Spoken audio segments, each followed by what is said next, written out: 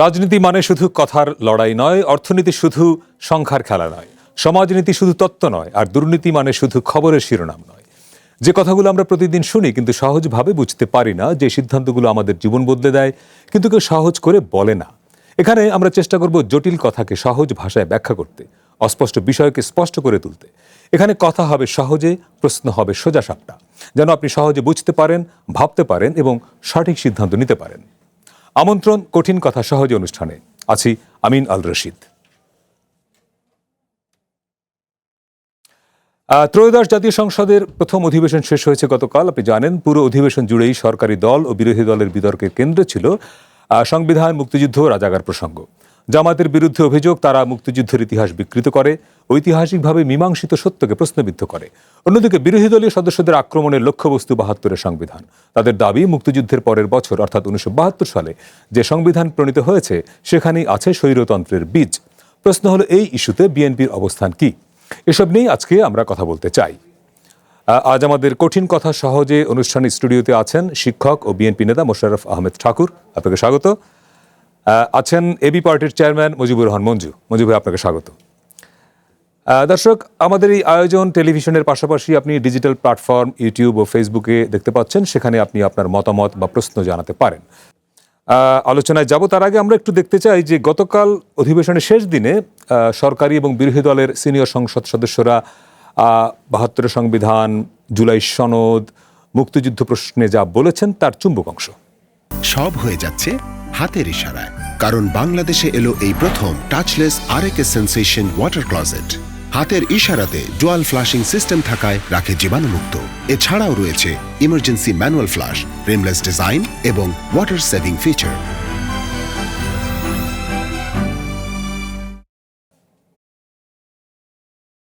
বাহাত্তরের সংবিধানের ক্রিটিসিজম, সমালোচনা ৭২ সাল থেকেই বাংলাদেশে শুরু হয়েছিল। গত ১৬ বছর এই সমালোচনা তৈরি হয়েছিল। ৭২-এর সংবিধানের সমালোচনা মোটা দাগে তিনটি।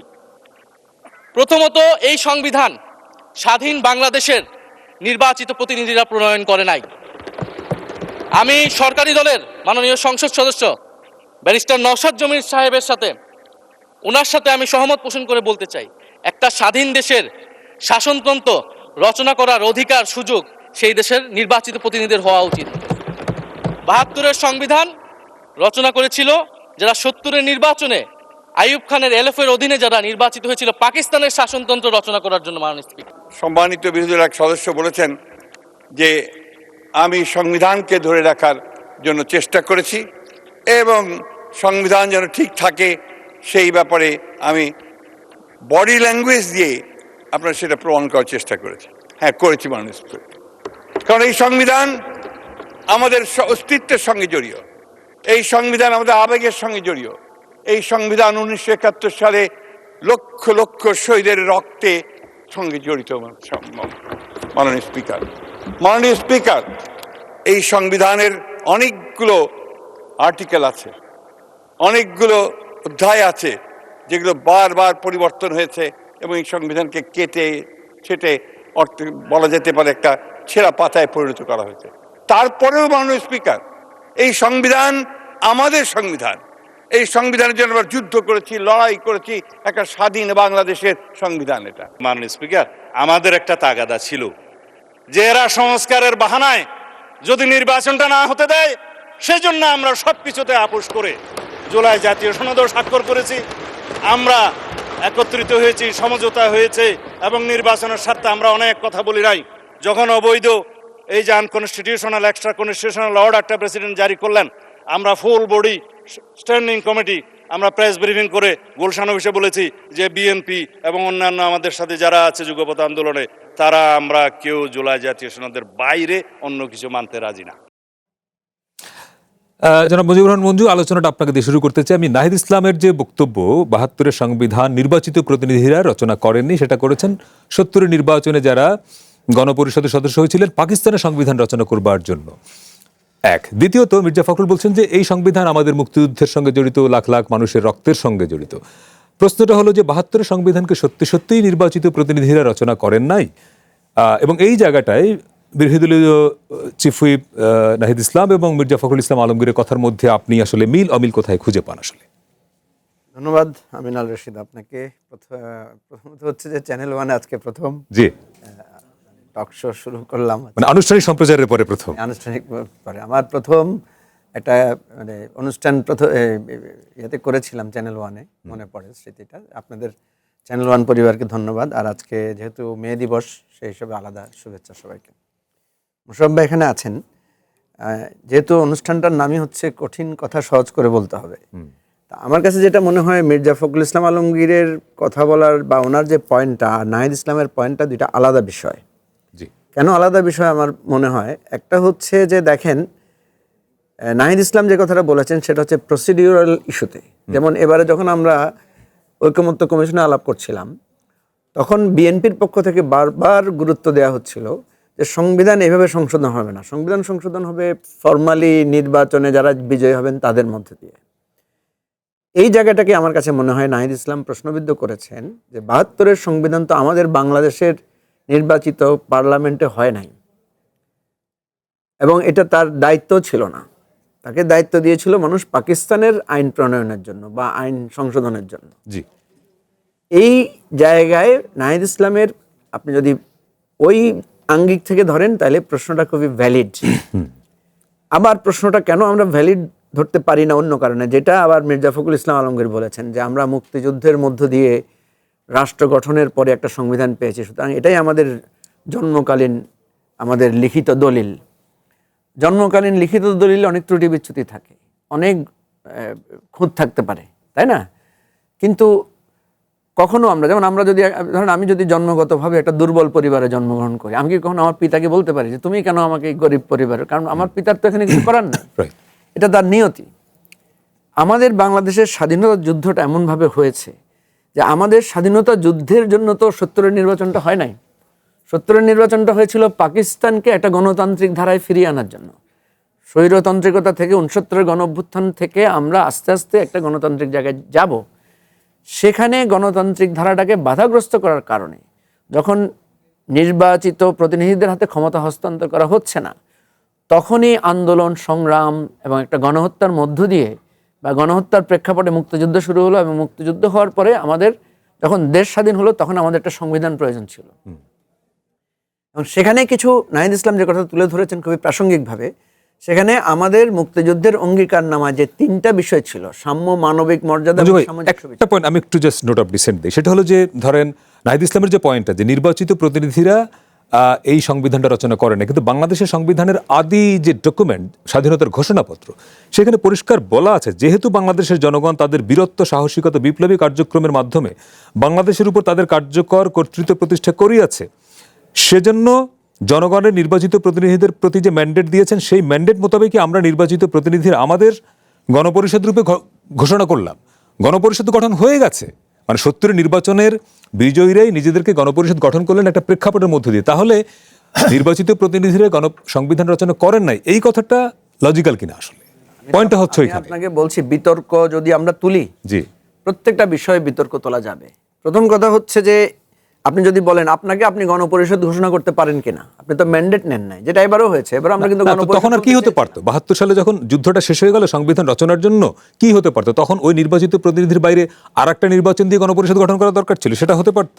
আমি সেটা বলছি যে আমি তো আপনাকে বলছি যে এই খুঁতটা আছে, ঠিক আছে, আমাদেরকে মেনে নিতে হবে যে এটা খুঁত সহ এটাই কারেক্ট।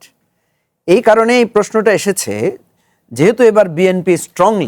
বন্ধু, আপনি যদি খুদ বলেন তাহলে তো আপনার স্বাধীনতা ঘোষণাপত্রটা তাহলে ত্রুটিপূর্ণ, তাই কি?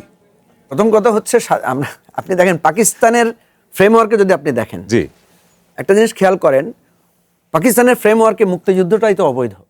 সেটা পাকিস্তানের ফ্রেমওয়ার্ক, ফ্রেমওয়ার্ক, কিন্তু আমরা তো কথা বলছি বাংলাদেশের আমি ফ্রেমওয়ার্ক। আপনাকে বলছি তো যে আপনি তো পাকিস্তান থেকে ক্রমান্বয়ে একটা পরিস্থিতির মধ্য দিয়ে মুক্তিযুদ্ধে এসেছেন। যখন ৭০ সালের নির্বাচন হচ্ছিল তখন একজন এমপিও এটা বলেন নাই যে আমরা একটা গণপরিষদ গঠন করব, আমরা দেশ স্বাধীন করব।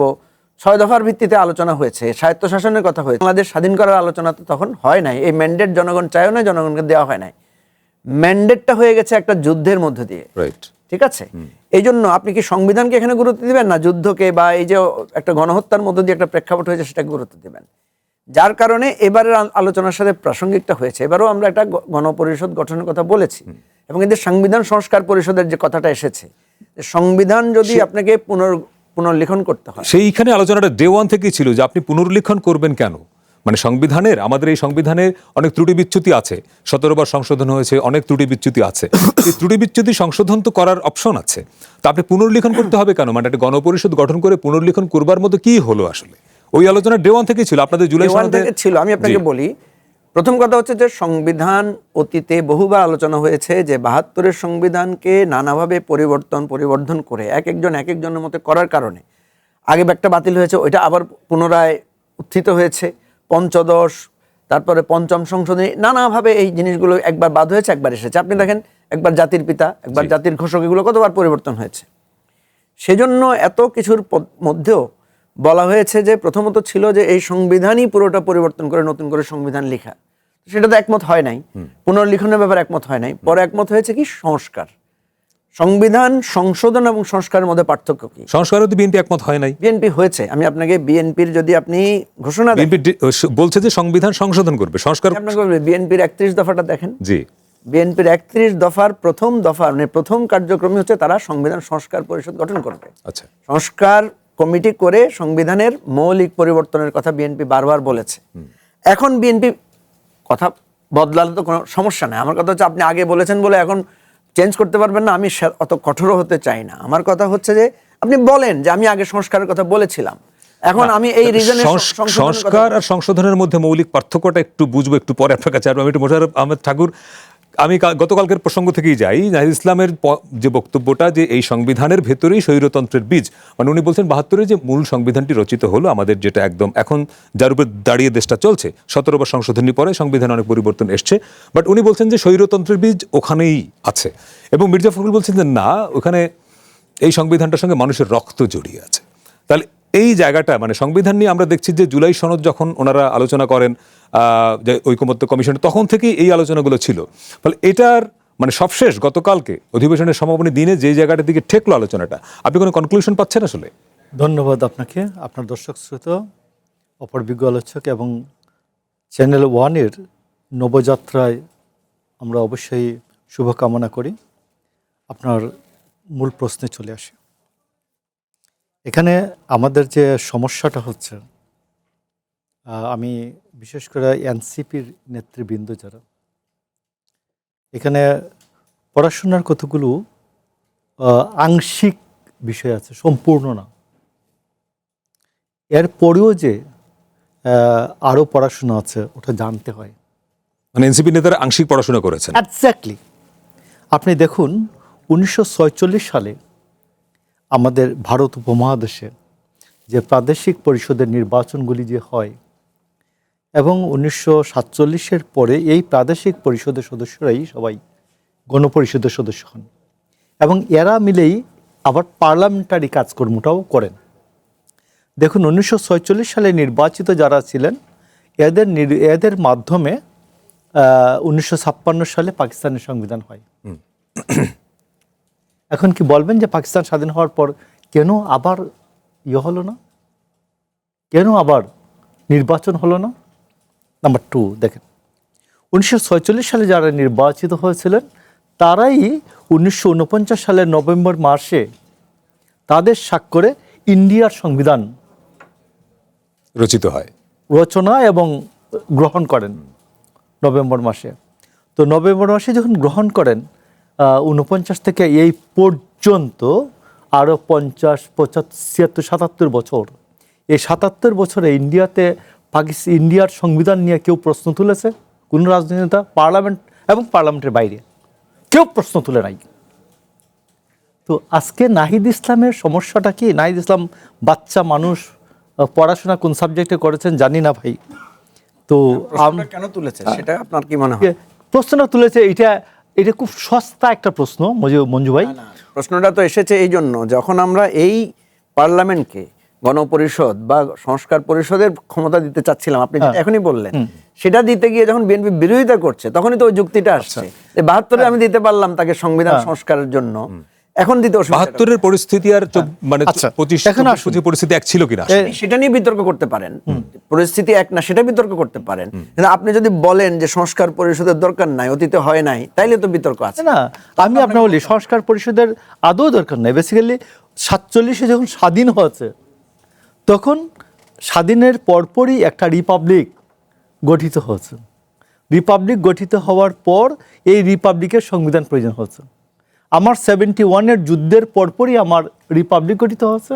আমার রিপাবলিকের জন্য তখন সংবিধান গঠিত হয়েছে, সংবিধান দরকার হচ্ছে। 24-এর পরে কোনো রিপাবলিক হয় নাই। 24, আমি বলবো 24, 90, 75 সব কিছুই 71-কে রিক্লেইম করার সংগ্রাম, অভ্যুত্থান, বিপ্লব সব কিছু এটা বারবার 71-কেই রিক্লেইম করছে।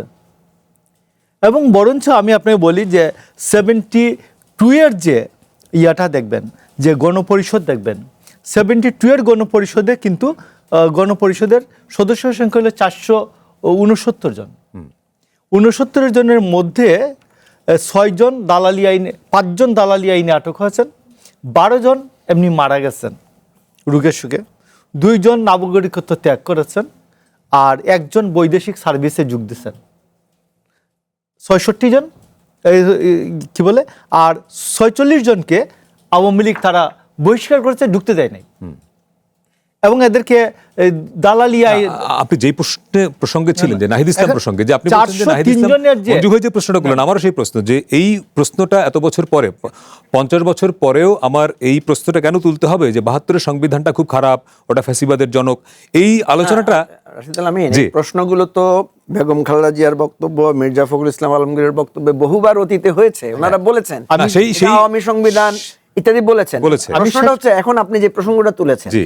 যে 72-এর সংবিধানের প্রসেস, জি আমাদের বিতর্কটা ওখানেই ছিল যে 72-এ একটা পার্লামেন্টকে আমরা 2টা চরিত্র দিয়েছিলাম। এটা প্রথমত একটা আপনার সংবিধান মানে এটা কি বলে, গণপরিষদ আকারে ফাংশন করেছে, হ্যাঁ। এন্ড দেন এটা পার্লামেন্ট আকারে কন্টিনিউ না, করেছে। কন্টিনিউ করে নাই মঞ্জু ভাই। 72-এ সংবিধান- পার্লামেন্ট ছিল না। 1972 সালে 4 নভেম্বর সংবিধান গৃহীত হওয়ার পরে গণপরিষদ বিলুপ্ত হয়ে যায়, এরপরে ঠিক আছে, নির্বাচন হয়েছে। ঠিক কিন্তু আছে, আমি তো আপনাকে বলছি যে পার্লামেন্টের জায়গাটা আমি আর একটু শেষ করি আমার কথাটা পুরোটা, মঞ্জু ভাই এই জায়গাটা আমি একটু ক্লিয়ার করি। আচ্ছা ঠিক না, আছে, clear Let him আপনি- speak. আপনি বলেন তাহলে। না মঞ্জু ভাই, আমি মঞ্জু ভাই আপনাকে- বলুন। আমি আপনাকে মঞ্জু ভাই clear পয়েন্টটা করে শেষ দেই। করুক। আমি আপনাকে না, মঞ্জু ভাই পয়েন্টটা শেষ করুক। ক্লিয়ার করে দেই। না, ঠিক আছে। বিষয়টা এখানে আরো পেঁচ বাজবে। 72 সালে আমরা যখন কনস্টিটিউশনাল ল পড়ি, তখন শেখ মুজিবের বিরুদ্ধে যে কয়টা সমালোচনা আছে, তার মধ্যে সবচেয়ে বড় সমালোচনাটা হচ্ছে তিনি এই যে এইটাকে 403 জনের গণপরিষদ গঠন করলেন, এই গণপরিষদকে তিনি পার্লামেন্টের ক্ষমতা দিলেন না। মানে তিনি বাজেট পাশ করার ক্ষমতা, বাজেট প্রণয়নের ক্ষমতা উনি দিলেন না। আমরা সবচেয়ে বেশি সমালোচনা করি কনস্টিটিউশনাল ল পড়ার সময় এইটা, যে শেখ মুজিব প্রথম দিন থেকেই স্বৈরাচার হয়েছিলেন, যে তিনি এদেরকে গণপরিষদ সংবিধান রচনার দায়িত্ব দিলেন, কিন্তু এদেরকে বললেন যে না, তোমরা বাজেট তোমরা পাশ করার দরকার নাই, বাজেট আলোচনা করার দরকার নাই, আমি করব। মানে রেডিও টেলিভিশনে ভাষণ দিয়া প্রধানমন্ত্রী, অর্থমন্ত্রী তারা বাজেট পাশ করে দিলেন। আমি এই জন্য বলছি যে 72-এ যেটা ছিল সেটা 72-এর 16ই ডিসেম্বর পর্যন্ত এটা গণপরিষদই ছিল, এটা পার্লামেন্ট ছিল না। হিসাবটা হলো এটা। তো এবং 16ই ডিসেম্বর কিন্তু ম্যান্ডেটটা তার কি ছিল? তার ম্যান্ডেটটা ছিল, Mandate ছিল সংবিধান রচনা করা। আপনি শেখ মুজিবের বক্তৃতা শুনবেন, না, আমি আপনাকে বলবেন যে বলে যে না, আমার মনে হয় এই point রচনা করব। মঞ্জু ভাই শেষ বিতর্ক করুন। আপনি কনক্লুশনে যেতে পারবেন না, কারণ যুক্তি আপনি কোনোটা মানবেন, অর্ধেক মানবেন না, এটা হতে পারে না। আপনাকে মনে রাখতে হবে, আপনি যাদেরকে এই গণপরিষদ সদস্য হিসেবে নির্বাচিত হয়েছে তারা তো ম্যান্ডেট পেয়েছে কিসের ভিত্তিতে? আমরা যে কথাটা এখনো বলেছিলাম, জনগণের ম্যান্ডেট পেয়েছে না তারা? মুক্তিযুদ্ধের জনগণ কিসের জন্য ম্যান্ডেট দিয়েছিল? মুক্তিযুদ্ধ শুরু হয়েছে বলে। না 70 সালের ম্যান্ডেট, না 70 সালে তো ম্যান্ডেট, তো আমরা তো আলোচনা করছি 1971 সালের 25শে মার্চ আমি থেকে। আপনাকে বলছি ম্যান্ডেট ফ্রম দি পিপল। মানুষ ভোট দিয়েছে কিসের ভিত্তিতে? আপনাকে ভোট দিলাম আমি সংবিধানের নীতি প্রণয়নের জন্য, ঠিক আছে? আমরা কেন বলা হয় যে মানে একেবারে সংবিধানের মৌলিক চরিত্র পরিবর্তন করতে হলে আবার গণভোট লাগে কেন? ঠিক আছে, 2/3 মেজরিটিতে আপনি সংবিধানের মৌলিক জায়গা তো সবাই পরিবর্তন করতে পারবে না। তারপর যখন আপনি পরিবর্তন করেন, তখন আবার আপনাকে কেন গণভোট নেওয়ার বিধানটা ছিল? এই জন্যই ছিল যে পার্লামেন্টকেও এখন সার্বভৌম ক্ষমতা দেওয়া হয় নাই, আবার আপনাকে সার্বভৌম ক্ষমতা জনগণের কাছে যেতে হবে। বিতর্কটা উঠেছিল এই জায়গায়। আমি আবার ওইটা ক্লিয়ার করি আপনাকে। আপনি যেটা প্রশ্ন করেছিলেন যে সংস্কার এবং সংশোধনের মধ্যে পার্থক্য কি, এই পয়েন্টে আমি একটু পরে আসবো। আপনি জাস্ট এই জায়গাটা শেষ করেন যে যেই ম্যান্ডেট বিতর্ক আপনি বলছেন যে 72 সালের মধ্যে ম্যান্ডেটই ছিল না, বিতর্কটা উঠেছে তো আপনি বিতর্ক তোলার কারণে। আপনাকে একটা জিনিস খেয়াল করেন, আমাদের মুক্তিযুদ্ধ, আমাদের লড়াই সংগ্রাম প্রত্যেকটা জায়গায় আমরা বারবার বলি যে যখনই গণ অভ্যুত্থান হয় সংবিধান অকার্যকর হয়ে যায় বলে গণ অভ্যুত্থান অনিবার্য হয়ে পড়ে। মুক্তিযুদ্ধ অনিবার্য হয়েছিল কেন? সংবিধান মানা হয় নাই বলে, বিজয়ী দলকে ক্ষমতা দেওয়া হয় নাই বলে, অন্যায়ভাবে গণহত্যা করা হয়েছিল বলেই তো আমি সংবিধানকে পাল্টাই দিয়েই তো মুক্তিযুদ্ধ হয়েছে। সেই জন্য এবারের সাথে কেন এই বিষয়টা এসেছে দেখেন, আমরা প্রত্যেকবারই 71কে রিক্লেম করি, এটা মোশাররফ ভাই ঠিকই বলেছেন। আপনি দেখবেন এবারের গণ অভ্যুত্থানে বারবার 71কে সামনে আনা হয়েছে, জাতীয় পতাকা নিয়েই লড়াইটা করা হয়েছে, সেখানে জাতীয় সঙ্গীত বাজানো হয়েছে, ঠিক আছে। প্রথম কথা হচ্ছে যে খুবই সিম্পল জায়গা, এখানে কঠিন কিছু না। আমরা সংবিধানে একটা মেজর রিফর্ম চেয়েছি, রিফর্ম এবং আপনি হলো সংশোধন, কারেকশন, আলাদা। সব হয়ে যাচ্ছে হাতের ইশারায়, কারণ বাংলাদেশে এলো এই প্রথম টাচলেস আরএকএস সেন্সেশন ওয়াটার ক্লজেট। হাতের ইশারাতে ডুয়াল ফ্লাশিং সিস্টেম থাকায় রাখে জীবাণুমুক্ত। এছাড়াও রয়েছে emergency manual flush, rimless design এবং ওয়াটার সেভিং ফিচার। যে জায়গায় আপনি ছিলেন যে সংবিধান সংস্কার সংশোধন, বিএনপি বারবার বলছে, বিশেষ করে সালাউদ্দিন আহমদ ব্যাখ্যাটা দিচ্ছেন পার্লামেন্টে যে তারা সংবিধান সংশোধন করবেন, সংস্কার নয়। আর আমার প্রশ্ন খুব সহজ, যে যাহা সংস্কার তাহাই কি সংশোধন নয়, কিংবা যাহা সংশোধন তাহাই কি সংস্কার নয়? হ্যাঁ, এখানে প্রথম কথা হচ্ছে সংশোধন আর সংস্কারের জায়গাটা নিয়ে আমরা অনেক বিতর্ক করেছি। সংশোধন হচ্ছে পার্লামেন্টের একটা পার্লামেন্ট, আপনি জানেন সিম্পল মেজরিটিতে সে সংশোধন করতে পারে, যে কোনো কিছু কারেকশন 2/3 মেজরিটি হলেই পারে, 2/3 হলে পারে। কিন্তু যখন তাকে সংবিধানের মূল চরিত্র পরিবর্তন করতে হয়, যেমন এবারে বিএনপির প্রপোজিশনের মধ্যেই আছে যে বাইক্যামেরাল পার্লামেন্টের কথা, এটা কিন্তু আমাদের সংবিধানের মূলনীতির পরিপন্থী, যেটা বিএনপি এর আগেও করেছে, অর্থাৎ প্রেসিডেন্সিয়াল সিস্টেম থেকে পার্লামেন্টারি সিস্টেমে টার্ন করেছে। এর আগেও পঞ্চম সংশোধনের মাধ্যমে বিএনপি কিন্তু সংবিধানের মৌলিক চরিত্র পরিবর্তন প্রস্তাব করেছে এবং করেছে। এখন প্রশ্ন হচ্ছে, আমরা যেটা বলেছি যে এবার যেহেতু একটা ম্যাসিভ, কিন্তু ওই সময় তো সংবিধান সংস্কার পরিষদ করে কি করেছে? ইভেন 2011 সালে যখন পঞ্চদশ সংশোধনী, গণভোট করেছে, 11 সালে পঞ্চদশ সংশোধনী যখন হয় তখন তো সংবিধানের ম্যাসিভ পরিবর্তন হয়েছে, তখন কি তারা গণপরিষদ করেছে কিংবা গণভোট নিয়েছে? না, আমি যেটা আপনাকে বলি, যেমন প্রেসিডেন্সিয়াল সিস্টেমে টার্ন করতে গণভোট করেছে, রাইট, হ্যাঁ সেটা হয়েছে। তারপরে আমি আপনাকে যেটা বলি সেটা হলো যে এই জায়গাগুলো যেহেতু একটা ম্যাসিভ পরিবর্তনের কথা আছে, এবং বিএনপির আপনি মানে এখন তো দুঃখজনক, এটা বিএনপি অস্বীকার করতেছে, কিছু বলার না, আমাদের কাছে তো কাগজ আছে। আপনি বিএনপির 31 দফাটা এখনই শ্বাস দিয়ে বের করেন, আপনি দেখবেন সংবিধান সংস্কার কমিটি গঠন করে তারা সংবিধানের মৌলিক জায়গায় সংস্কারের কথা তারা বলেছেন। এখন কথা হচ্ছে, আপনি যদি বলেন সংস্কার আর সংশোধনের মধ্যে পার্থক্য কি, তো আপনি যদি মনে করেন একই জিনিস, তো আপনি সংস্কার বলতে অসুবিধার কথা, আপনি তো সংস্কারের কথা আগে বলেছেন। এখন আপনি সংশোধনের কথা বলে আপনি এটা আসলে জেদাজেদির কথা বলছেন, আপনি আসলে আপনার কথা পরিবর্তন যেহেতু হয়ে গেছে এটাকে উপরে রাখার জন্য কথা বলছেন। কথা হচ্ছে আমরা আসলে কি কি চাই। আমরা দেখেন কালকে খুবই দুঃখজনক, সালাউদ্দিন ভাইয়ের বক্তব্য তো আপনারা শুনলেনই। সালাউদ্দিন ভাই বলছেন যে আমরা সব কিছুতে আপোষ করে বিষয়টা করি, সেই প্রশ্নে একটু পরে আসতাম। দুঃখজনক, আপনি চিন্তা করেন, যেখানে বেগম খালেদা জিয়াকে আমরা জানি, এটা কি দুঃখজনক না বাস্তবতা? না, আমি খুবই দুঃখজনক। আমি আপনাকে বলি, প্রথম কথা হচ্ছে বেগম খালেদা জিয়াকে আমরা সারা জীবন চিনি, উনি আপোষহীন নেত্রী। উনাকে জেলের ভয় দেখানো হয়েছে, মৃত্যু ভয় দেখানো হয়েছে, লোভ দেখানো হয়েছে, নিজের পুত্রকে হত্যা করা হবে এই ধরনের কথাও বলা হয়েছে, উনি আপোষ করেন নাই। বিএনপির নেতাকর্মীরা গত 17 বছর বাড়ি হারিয়েছেন, ঘর হারিয়েছেন, গুম হয়েছেন, খুন হয়েছেন, লোভ। আমি তো দেখেছি, এই যে বর্তমানে স্পিকার, উনাকে তো প্রপোজ করা হয়েছে, ঠিক আছে, আমি নিজে ওনার কাছে গিয়েছি, ওনার সাথে আলাপ করেছি, সেই সময়ে কিভাবে পরিস্থিতিটা আমরা ফেস করেছি আমরা জানি। বিএনপির কেউ তো ডামি ইলেকশন, তারপরে আপনার ওই যে রাতের ভোটের কেউ তো বিক্রি হয় নাই, কেউ আপোষ করে নাই। কিন্তু সালাউদ্দিন ভাই আজকে প্রকাশ করে দিলেন যে আসলে বিএনপি আপোষ করে, এবং বিএনপি আপোষ করেছে। চিন্তা করে দেখেন আপনি কোন বিষয়ে যে আপোষ করছেন, যে কথাটা আপনার কমিটমেন্ট, আপনার 31 দফার ভিত্তিতেই কিন্তু পুরো সংস্কার পরিষদে আমরা আলোচনাটা করলাম। আজকে খুবই দুঃখ পায় বিএনপি নিজেকে বলে যে আমরা তো সংস্কার চাই, অক্ষর অক্ষরে সংস্কার পালন করব, আর ওনারা বলছেন কি এক সংস্কার বিচার, মানে কি তুচ্ছতাচ্ছিল্য করা। এই জায়গাগুলোতে আমি মনে করি, আমি এই জন্য এটার নাম দিয়েছি বিএনপি 2.0। এটা কিন্তু বেগম জিয়ার এবং জিয়াউর রহমানের বিএনপি বা খালেদা জিয়ার বিএনপি কিন্তু এরকম ছিল না।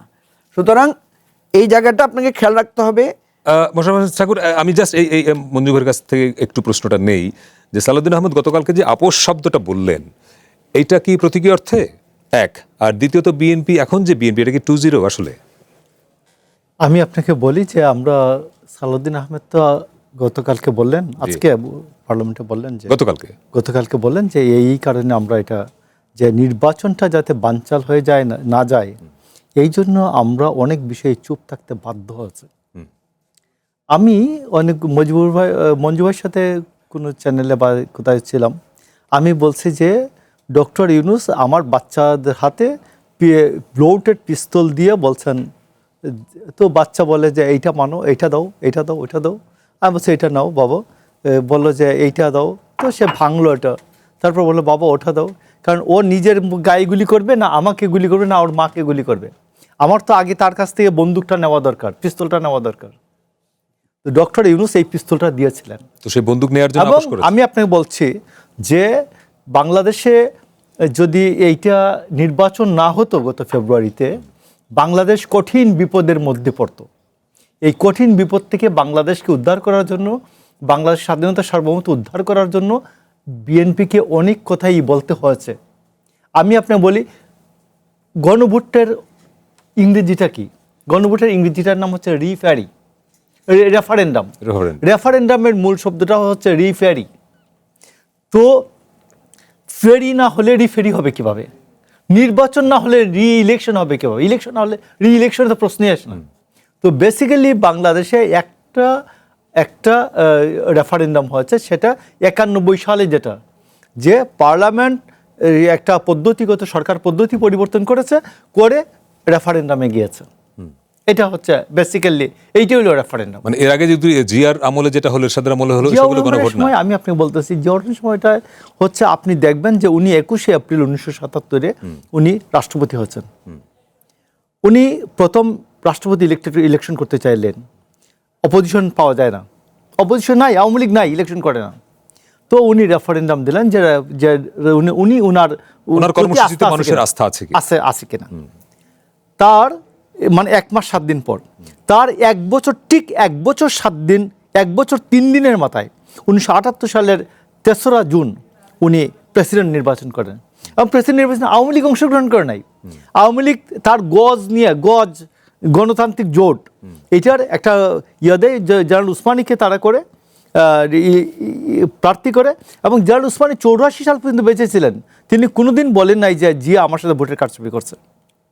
তো এখন আপনি দেখেন যে 77 সালের গণভোটে যদি জিয়াউর রহমান সন্তুষ্ট থাকতেন, তাহলে আরও একটু ধীরে সুস্থে অনেকদিন পরে আরেকটা প্রেসিডেন্ট নির্বাচন দিতে পারতেন। উনি 1 বছর 3 দিনের মাথায় নির্বাচন দিয়েছেন, প্রেসিডেন্ট নির্বাচন। মানে সরকারি বেসরকারি আমলারা ওই গণভোটটাকে এমনভাবে কায়দা কানুন করেছে যে 98% দেখাইছে, কাস্টিং দেখাইছে, 98% ওনার প্রতি দেখাইছে। তো এই জন্য উনি নিজেই এই গণভোটের প্রতি উনি আস্থাশীল ছিলেন না। আর 84 সালের নির্বাচন, ওই সময় এরশাদ সংবিধান স্থগিত, এবং এরশাদ বলেন যে পরবর্তী নির্বাচন পর্যন্ত এরশাদ ক্ষমতায় থাকবে কিনা।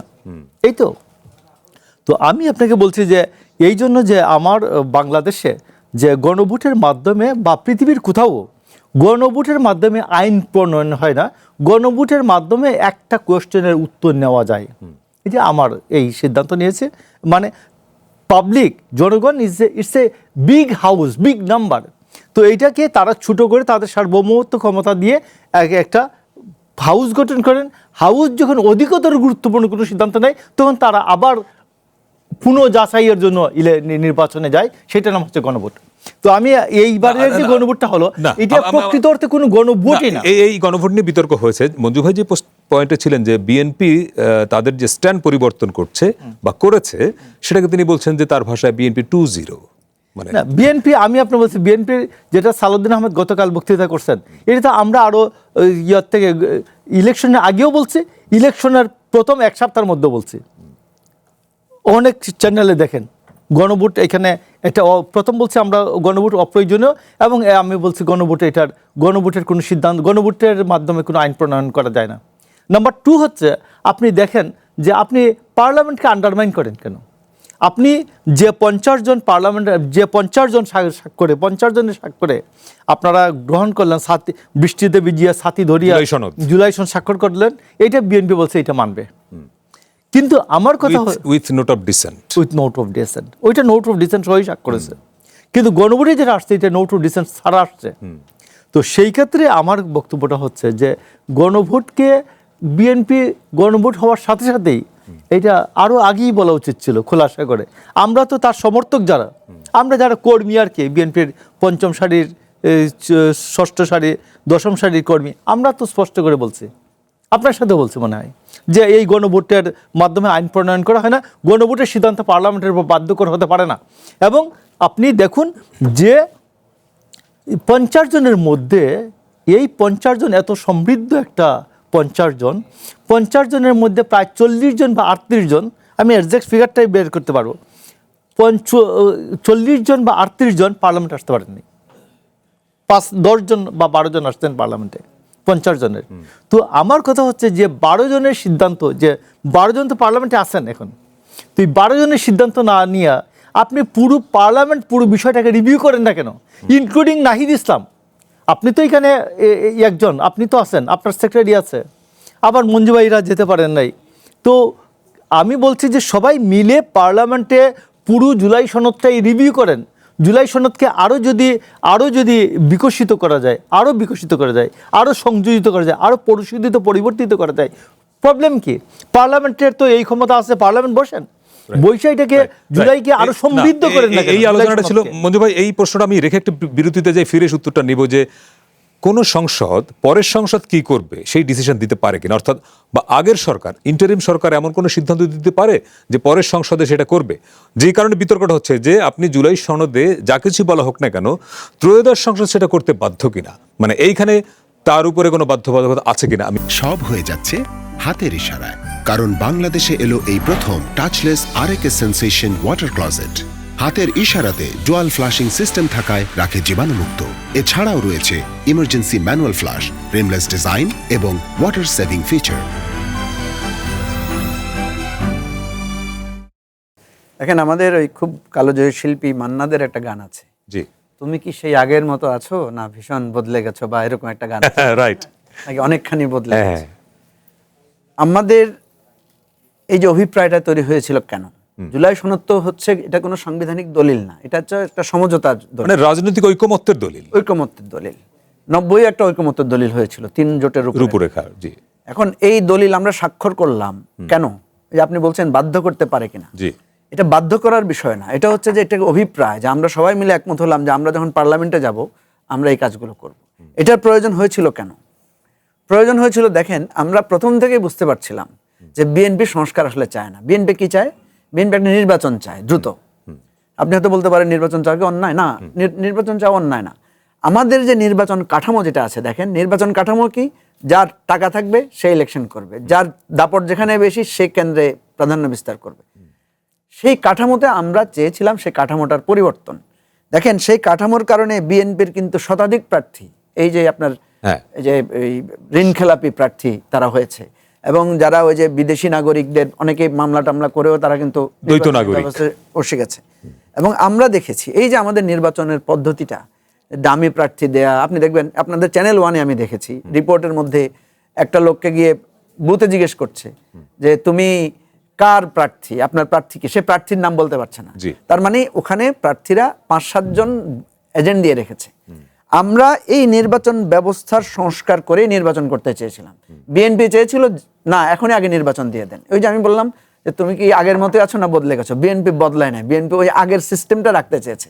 যার কারণে মানে সালাউদ্দিন ভাই হেয়ালি করতে গিয়ে সত্য কথাটা অকপটে বলে ফেলেছেন যে ওনারা এক ধরনের আপোষ করে কোনো মতে নির্বাচনটা ব্যবস্থা করেছেন।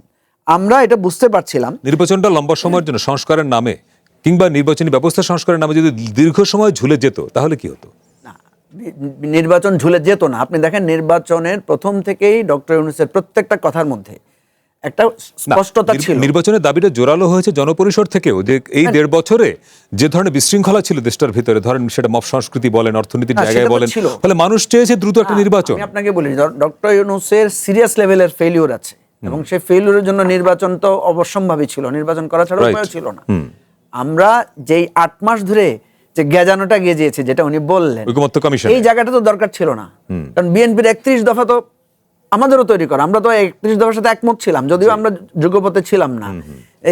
এই সকল দলগুলো তো 31 দফার ব্যাপারে একটা ঐকমত্য ছিল। এখন 31 দফায় কি আছে? বিএনপি বলেছে বাইক্যামেরাল পার্লামেন্ট হবে।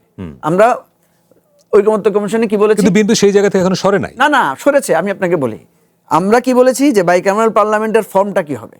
এটা কি পিআর সিস্টেম, কি সিটের ভিত্তিতে হবে না ভোটের ভিত্তিতে হবে? আমরা সেই আলোচনাটাই করতে চেয়েছি সেখানে, এবং সেই আলোচনাটা সেখানে করেছি। তা আপনি যদি বাইক্যামেরাল পার্লামেন্ট যদি আপনি ট্রেডিশনাল পথে রাখেন, তাহলে বাইক্যামেরাল পার্লামেন্টের কোনো ইউজফুলনেস নাই। এই আলোচনাগুলো এখন সংসদে হতে পারে না? হতে পারে। জুলাই সনদের যে 48টা দফা, আমি আপনাকে বলি, এই মানে জুলাই সনদ, সেই আলোচনাটাই, জুলাই সনদের যে 48টা দফা এখন আছে, সংবিধান সংশোধন বা সংস্কার যে শব্দই বলেন না কেন, এই আলোচনাগুলোই কি দফা ধরে ধরে পার্লামেন্টে বিদ্যমান সিস্টেমে করা সম্ভব না? বিএনপি এই কথাটাই বলেছিল। শুনেন, আমি বলি একদম খোলামেলা, আপনি তো বলছেন সহজ করে বলার জন্য, সহজ করে বলি। বিএনপির পক্ষ থেকে বলা হয়েছিল যে ইন্টারিমের কাজ না সংস্কার করা, সংস্কার করার দায়িত্ব পার্লামেন্টের। রাইট, খুবই যৌক্তিক কথা। আমরা তো বিএনপিকে আস্থা রাখতে পারি নাই। আপনাকে মনে রাখতে হবে, বিএনপির উপর আমাদের আস্থা ছিল না। আস্থা ছিল না বলে জুলাই সনদ স্বাক্ষর করার পরেও আমরা বলেছি যে না, এটা একটা আইনি ভিত্তি লাগবে, এবং সেটার ভিত্তিতে গণভোটটা হয়েছে, এবং সেই গণভোটে বিএনপির সম্মতি ছিল। বিএনপি এখন বলছে যে আমরা তো মানে ওই যে আপোষ করেছি আপনাদের সাথে, এটাই তো বলতে চাচ্ছে। প্রশ্ন হচ্ছে, আমরা যে বিএনপিকে সন্দেহ করেছিলাম, আশঙ্কা করেছিলাম যে বিএনপি সংস্কার করবে না, 2 মাস তো খুব একটা দলকে, একটা সরকারকে মাপার কোনো বড় সময় না। 2 মাসের মধ্যে বিএনপি কি করেছে দেখেন। তারা দলীয়করণ করবে না বলেছে, তারা প্রশাসক বসিয়েছে দলীয় লোক, তারা ক্রিকেট বোর্ড বদল করেছে একটা নির্বাচিত, তারা বিভিন্ন জায়গায় দুর্নীতির, এই যে দেখেন একটা এই পুরানো ধারার দুর্নীতির চক্রে কিন্তু আমরা এবারে জ্বালানি সংকটে পড়েছি। জ্বালানির কোনো সংকট নাই, বিএনপি বলছে। তারপরেও কি মানুষ প্যানিক বাইং, তারপরে আপনার বিভিন্ন রকমের মজুদদারি কারা করেছে আপনি খুঁজলে দেখবেন। আবার তেলের দাম বাড়ানোর পরের দিন থেকে লাইন হাওয়া। এখন তেলের দাম বাড়ানো হয়েছে, দ্রব্যমূল্যের দাম বাড়বে, নিয়োগ প্রক্রিয়া সহ আপনি দেখেন শিক্ষা প্রতিষ্ঠানের সন্ত্রাস শুরু হয়ে গেছে আগের মতো করে। আমরা সেই আশঙ্কাটাই করেছিলাম যে এই যে বিএনপি বলেছে যে পার্লামেন্টই সবকিছু করবে। আপনি দেখেন ঢাকা বিশ্ববিদ্যালয়ের একটা কি ভুয়া ফটো কার্ডের উপর ভিত্তি করে কি মারামারি, থানায় গিয়ে মারা হয়েছে, কাউকে কি গ্রেফতার করা হয়েছে? হয় নাই। সুতরাং আমরা যে আশঙ্কাটা করেছিলাম, খুবই পরিষ্কার কথা, আমরা দেখেছি যে আদতে বিএনপি সংস্কারের কথা বলেছে, বিএনপি 31 দফার কথা বলেছে, 2 মাসে আমরা দেখছি তারা সেখান থেকে শিফট করে গেছে। এবং যদি তারা পরে আবার ফিরে আসে, আলহামদুলিল্লাহ, কোনো অসুবিধা নাই। এখন যদি তারা আপনি দেখেন বিচার বিভাগ, গুম কমিশন, মানবাধিকার কমিশন, যে জিনিসগুলো ফান্ডামেন্টাল, যেগুলো অলরেডি আলাদা বিচার বিভাগের সচিবালয় তৈরি হয়ে গেছে, বিএনপি তো সেটাকে রাখতে পারতো, রেখে বলতে পারতো আচ্ছা ভাই, পার্লামেন্টে তো আপনি 2/3 মেজরিটি আছেন, আপনি যে কোনো সময় যে কোনো কিছু পরিবর্তন তো করতে পারবেন। আপনি বলতে পারতেন যে এটা যেহেতু সমঝোতার ভিত্তিতে হয়েছে, এটাতে অনেক ত্রুটি বিচ্যুতি আছে, আমরা এটাকে ফার্দার আবার কি করব, সংস্কার করব। কিন্তু এটা আমরা এই অবস্থায় রেখে দিলাম, এখন এটা অ্যাকসেপ্ট করে গেলাম। আপনি 133টার মধ্যে 95টা 98টাতে আপনি একমত হতে পারলেন, তার মানে কি যেখানে যেখানে আপনার সুবিধা সেগুলো আপনি করেছেন। আপনি ওই যে স্থানীয় সরকারের ব্যাপারে যেটা আপনার সুবিধা সেটা রেখে দিয়েছেন। এই জায়গা থেকে আমি মনে করি যে আমাদের যে আশঙ্কাটা ছিল, কালকে সালাউদ্দিন ভাইয়ের কথা এটা আরো পরিষ্কার হয়ে গেছে যে বিএনপি আসলে ওই যে ভীষণ করে বদলে সেই আগের মতোই আছো, বদলে গেছে কিনা, এবং আসলে বিএনপি যেই অভিযোগটা বারবার জামাত এনসিপির তরফ থেকে আসে, বিএনপি আসলে সংস্কারটা চায় না, মানে ভোট করার জন্য তারা সংস্কারের কথা বলেছে, ভোট শেষ, এখন আর সংস্কার দরকার নাই, ব্যাপারটা এরকম কিনা?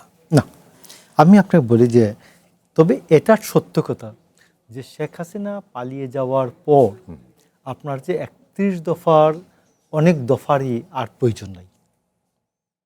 শেখ হাসিনা পালিয়ে যাওয়ার পরে আমি আপনাকে বলছি 31 দফার অনেক দফাই প্রয়োজন নাই।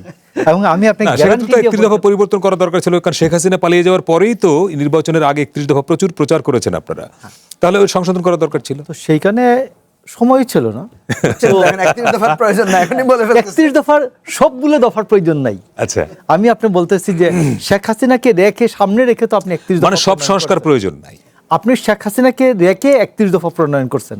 আপনি 31 দফার সময় কিন্তু আপনি চিন্তা করেন নাই শেখ হাসিনা একেবারে এখান থেকে হাওয়া হয়ে যাবে। আপনি মনে করছেন আপনার সামনে হাসিনা এক্সিস্ট করবে এবং আমরা যারা আছি সবাই আজকে যারা অপোজিশন, আজকে অপোজিশন এরা সহ আমরা একটা ইলেকশন করব এবং আমরা একটা ন্যাশনাল গভর্নমেন্ট শেখ হাসিনার এগেনস্টে আমরা ফর্ম করব। এটাই তো আইডিয়া ছিল। এটা তো এই আইডিয়াটা তো থাকে নাই। যেমন মঞ্জু ভাই, ধরুন মঞ্জু ভাই এই পাশে এসে বসার কথা ছিল, তারেক রহমানের সাথে বসার কথা ছিল। তো সেটা তো রাজনীতির অন্য অঙ্গ। একসাথে বসা ছিলাম তো, আমরা একসাথে হ্যাঁ। লড়াই করেছি, তো- সংগ্রাম করেছি, তো একসাথে তো আন্দোলন করেছি। আমি বলতেছি যে এইখানে শেখ হাসিনা পালিয়ে যাওয়ায় অনেক কিছু পরিবর্তন হয়ে গেছে, অনেক কিছুর ফর্মটাই শেখ হাসিনা থাকলে তো বিএনপি জামাত এক পাশেই বসতো। এক পাশেই বসতো। ইয়াস, এই যে বিষয়টা, এই বিষয়টা মানে আপনি আপনাকে ভাবছেন আপনি কোন দিকে আছেন সেই হিসেবে আপনি আপনার এই কাজটা বিষয়টা আমার ভাইয়েরা বুঝতে চায় না। তো এই ভাইয়েরা যে নতুন বাস্তবতা তৈরি হয়েছে এখানে, মানে কোন ভাইয়েরা? এইটা নতুন বাস্তবতা যে তৈরি মানে কোন হয়েছে। ভাইয়েরা? এনসিপি? আমার এই বাচ্চাদের নেতৃত্বেই তো জুলাই অভ্যুত্থানটা হলো। হয়েছে তো, আমি তো সেক্ষেত্রে আপনি বাচ্চা বলতে পারবেন বাট কিনা? উনি যে হিস্ট্রিটা জানার পরিধিটা আচ্ছা।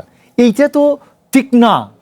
উনি যেভাবে এক্সপ্লেন করেন বাহাত্তরকে এক্সপ্লেন করতে নির্বাচনে, তো সেইখানে আমি আপনি বলছি যে ঠিক আছে। না, আমার প্রশ্নটা ছিল একদম স্পেসিফিক যে 31 দফা আপনি বলছেন যে এখন অনেক কিছু দরকার নাই, তার মানে কি মঞ্জু ভাইয়ের যে অভিযোগটা বা ওনাদের যে অভিযোগটা, বিএনপি এখন আর সংস্কারের লাইনে নাই, তারা একটা নির্বাচন চেয়েছিল, নির্বাচন হয়ে গেছে। সংস্কারে যেগুলো দরকার আমি আপনার বলি, যেমন সে ধরুন মঞ্জু ভাই তো অনেক অভিজ্ঞ মানুষ। মঞ্জু ভাই আপনি দেখেন যে 26 থেকে 47 পর্যন্ত আপনার মৌলিক আইন, 39-এ বলছেন যে 39 অতীতের আলোচনা। শুধুমাত্র বিএনপি আসলে সংসদে 1 মিনিট আপনার জন্য। ওইটা তো মোশাররফ ভাই বলে ফেলছেন যে ওইটা ওই সময় ইন্টারনেট আপনি বলছেন মানে চেয়ারে বসাটাই সংস্কার ছিল। না, শুধু ইন্টারনেটটা মৌলিক অধিকারের মধ্যে যুক্ত হবে, ইন্টারনেট পাওয়ার অধিকারটা, আর কিছু যুক্ত করতে পারেন নাই।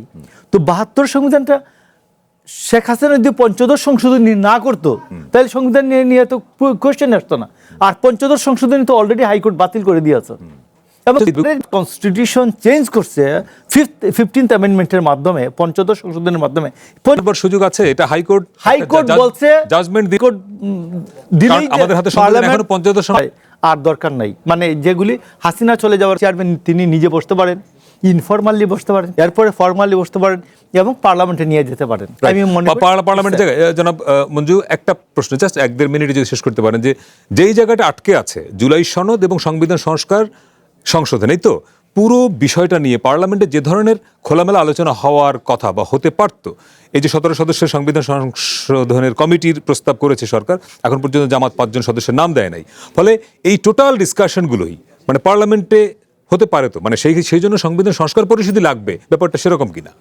প্রথম কথা হচ্ছে সংস্কার পরিষদের কথাটা কেন আসলো, একটা যুক্তিতেই এসেছে যে যেহেতু এখানে একটা ম্যাসিভ চেঞ্জ আসতেছে, যেটাকে আমরা সংশোধন দিয়ে কভার করা যাবে না, এখানে এই জন্য বলা হচ্ছে রিফর্ম, টোটাল সংস্কার।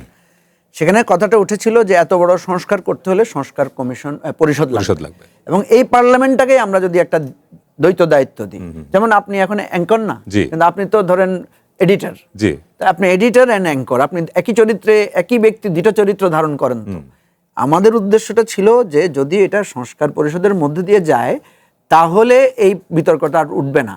কারণ আপনি তো দেখবেন যে এই ওই যে আপনি বলছেন 5ম সংশোধনী করেছে, এগুলো তো আবার কোর্টে গিয়ে আটকে গিয়েছে, তাই না? সেই জন্যই বলা হয়েছিল যে এই একই পার্লামেন্টকে আমরা যদি সংস্কার পরিষদের এখতিয়ারও দেই, তারা এই জিনিসগুলোকে সেখানে করবে, মানে এমেন্ড করে নিবে, সংস্কার করে নিবে। এখন প্রশ্ন হচ্ছে যে সংস্কার পরিষদেও তো বিএনপি ভাই 2/3, অসুবিধাটা কোথায়? আপনি শুধু এই অভ্যুত্থানের এই জায়গায় স্পিরিটটাকে ধারণ করে গেলেই হতো। এখন যেটা হয়েছে, বিএনপি নিজের জালে নিজে আটকা পড়েছে। বিএনপি বলছে অক্ষর অক্ষর পালন করবে, বিএনপি বলছে যে আমরা জুলাই সনদ একটা মেনে নিয়েছি নানা আপোষ করে শুধু নির্বাচনের জন্য। আবার বিএনপি যখন আমরা দেখি, হ্যাঁ আপনি যদি সুশাসন দিতেন তাহলে আপনি মানুষকে বুঝাতে পারতেন। আমাদের শেষ করতে হচ্ছে জাস্ট ওই পয়েন্টই যে হয়তো 2 মাসে 41,000 কোটি টাকা আজকে গেল কিনা সেটা হয়তো আমরা আগামী দিনে দেখবো। আজকে আমাদের শেষ করতে হচ্ছে। দর্শক, আজকের মতো এখানে শেষ করছি। আমরা চেষ্টা করেছি জটিল বিষয়গুলো সহজ করে বলতে, কতটুকু হলো জানি না।